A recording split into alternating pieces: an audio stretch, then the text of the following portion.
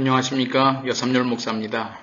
오늘은 그 성경이 가르치는 대인관계의 원리에 대해서 생각해 보도록 하겠습니다. 우리나라 사회가 특별히 사회 갈등이 많다라고들 얘기를 하죠. 단지 우리만의 생각이 아니라 그 OECD 국가별 사회 갈등 지수 순위를 볼 때 이게 이제 조사할 때마다 좀 차이가 있긴 하지만 한국 사회가 3위에 랭크되고 있는 것을 볼 수 있습니다. 가장 최신 자료에 의하면 3위인데요. 보통 1위에서 4위 사이를 왔다 갔다 합니다. 우리나라는 왜 이렇게 갈등이 많을까? 여러 가지 요인들이 있지만 사실은 어떤 인간 개인적인 속성이라기보다 사회 환경적인 요소들을 생각해 볼 수 있습니다. 특별히 그 경제적인 지표를 볼 때요. 우리나라가 1961년도 전후에 소득이 얼마였었는가? 이게 그 아프리카 가나가 1961년도에 소득이 179달러였습니다. 그때 우리나라가 얼마였느냐? 82달러죠. 아마 세계 최빈국 중에 한 나라가 한국이었습니다. 40년이 지나서 179달러이던 가나의 국민 소득은 350달러로 증가했습니다. 동일한 기간에 한국은 10,000불이 늘어났죠. 40년 만에 일어난 변화입니다. 가히 인류의 역사 가운데 이러한 시간 안에 이러한 큰 변화를 이뤄낸 나라는 아마 한국밖에 없을 것입니다. 그런데 이 82달러가 40년 만에 10,000불이 되었다. 이거는 사실은 여러 가지로 우리에게 많은 생각을 할 수 있는 요소들을 제공하고 있습니다. 개혁의 덫이라고 하는 책에서 장하준 교수가 이야기하기를 우리가 외환 위기를 겪을 때 이렇게 표현을 하고 있습니다. 몸은 컸는데 정신은 따라가지 못하는 사춘기적 혼란을 겪고 있다. 1997년의 외환 위기는 사춘기에 아버지가 실직하고 정든 집에서 쫓겨나는 정신적 충격을 겪은 셈이다. 이렇게 표현을 하고 있습니다. 사실 우리가 짧은 시간 안에 급격한 경제 성장을 이루다 보니까 어떤 그 가치관의 성장, 변화와 또 이 시스템에 적응하는 우리의 가치관이 동일하게 자라나지를 못하고 환경적인 시스템과 거기에 적응하는 우리의 가치관은 좀 차이가 있었던 것이죠. 정말 우리가 지금 21세기에 살고 있지만 과연 우리의 사고체계는 조선시대에서 많이 벗어났는가? 때론 이런 생각도 좀 해봅니다. 여러 가지 지표들에 의해서 그런 내용들이 나타나죠. 1960년대 아까 그 82달러이던 시절에 우리나라는 대가족 사회였습니다. 또 농경사회죠. 사실 농경사회가 되려면 대가족 사회가 되어야 되고 대가족이다 보니까 또 농경사회가 된 경향이 있습니다. 2000년대에 기술 발달이 되면서 기술 집약 산업사회, 정보와 인터넷 이런 시대에는 핵가족이 되는 거죠. 가장 큰 차이가 아마 교육비의 차이일 겁니다. 농경사회 때는 많은 가족들의 숫자가 노동력의 보탬이 됐습니다. 그래서 많이 낳아야 노동력이 확보가 되고 농사를 지을 수 있는 거죠. 그러나 기술 집약 산업사회에서 정보와 인터넷 사회에서는 많은 가족들은 교육비에 부담이 있습니다. 그래서 적게 낳더라도 교육의 기간이 길어지는 거죠. 그러다 보니까 사회적인 변화, 어떤 가족 체계의 변화가 이 경제적인 지표, 또 환경적인 지표, 과학적인 발전에 의해서 변화가 되는 것이죠. 1960년대에 지배하고 있던 이 질서의 개념은 사실은 집중적이면서 수직적입니다. 소수의 권력에게, 소수자에게 권력이 집중되어 있고 그 권력으로부터 위로부터 아래로 흘러내려가는 이러한 권력 구조죠. 그래서 대가족 사회에서는 어떤 가부장적 질서가 굉장히 필요하고 중요합니다. 제왕적 리더십이 중요하죠. 왜냐하면 오랫동안 산다라고 하는 것은 건강하다라고 하는 의미고 또 많은 교육을 받았다라고 하는 것은 다른 사람들이 갖지 못하고 있는 지식이 있다라고 하는 거죠. 그래서 건강하면서 장수하는 사람이 탁월한 리더가 될 수 있는 환경이 바로 1960년대 환경입니다. 그러나 2000년대에 들어와서는 지식은 체계적으로 오랜 기간 동안 습득하는 게 아니라 검색을 통해서 확보를 하게 되죠.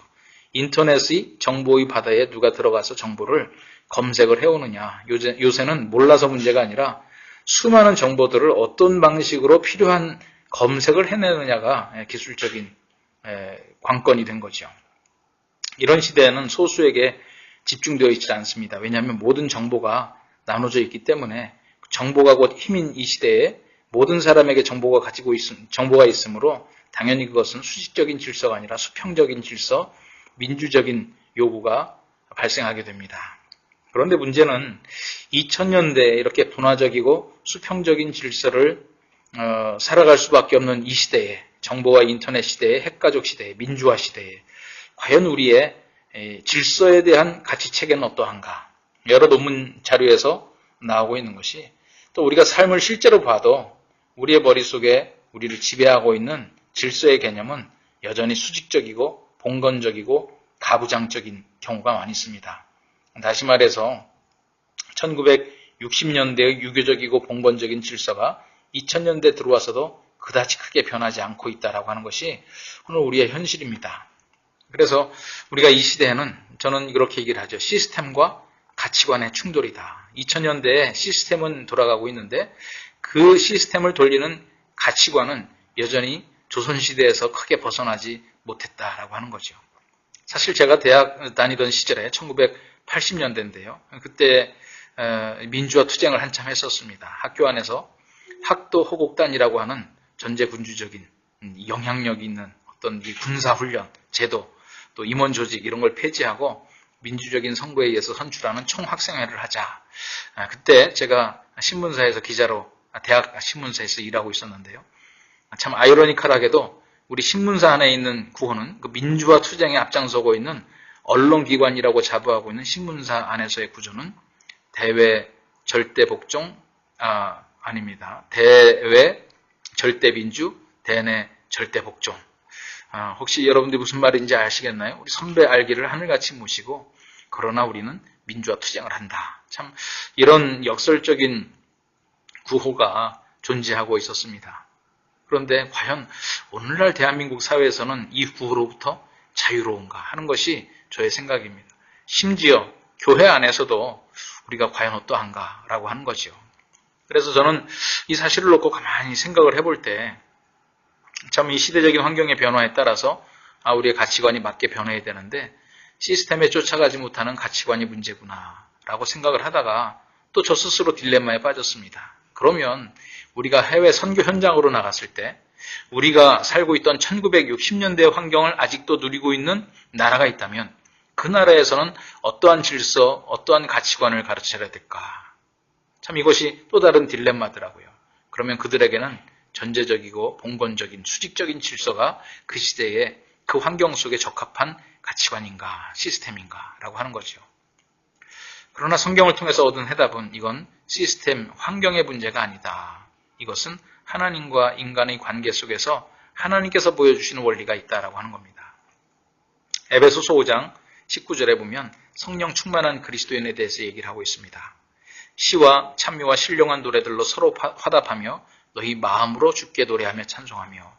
다시 말해서 이건 마음의 상태를 얘기하고 있죠. 우리의 마음속에 항상 기쁨과 감사가 넘치는 것이 성령 충만한 그리스도인입니다. 또 성령 충만한 그리스도인은 20절에서 범사에 우리 주 예수 그리스도의 이름으로 항상 아버지 하나님께 감사한다 했습니다. 범사에 하나님 아버지께 감사하는 것, 나와 하나님과의 관계 속에서 감사하는 것이 성령 충만한 그리스도인이죠. 세 번째가 참 우리가 눈여겨봐야 될 대목인데요. 이건 대인관계입니다. 다른 사람들과의 관계 속에서 21절 그리스도를 경외함으로 피차 복종하라 라고 하고 있습니다. 우리는 그리스도를 모델 삼아서 그를 두려워하면서 피차 복종해야 된다라고 하는 것이 성경에서 우리에게 알려주고 있는 대인관계, 성령 충만한 사람의 삶이죠.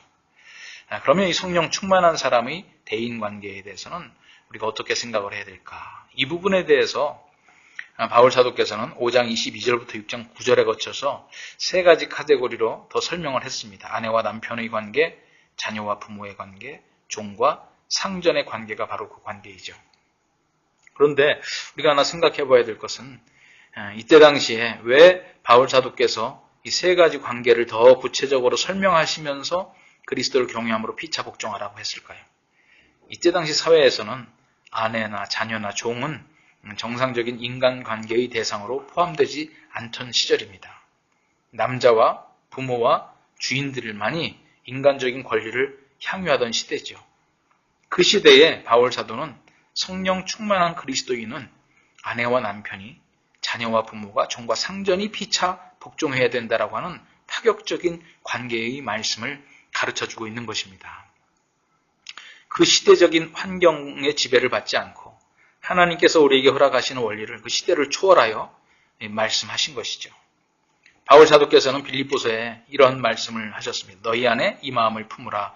곧 그리스도 예수의 마음이니 그는 근본 하나님의 본체시나 하나님과 동등됨을 취할 것으로 여기지 아니하시고 오히려 자기를 비워 종의 형체를 가지사 사람들과 같이 되셨고 사람의 모양으로 나타나사 자기를 낮추시고 죽기까지 복종하셨으니 곧 십자가에 죽으심이라.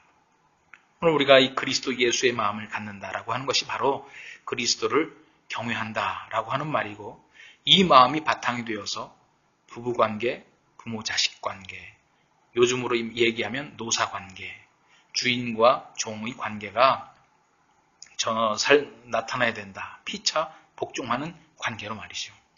오늘 우리가 이 말씀 앞에 다시 한번 우리를 돌아봐야 될 필요가 있습니다. 그래서 여러분들에게 드리는 토론의 질문.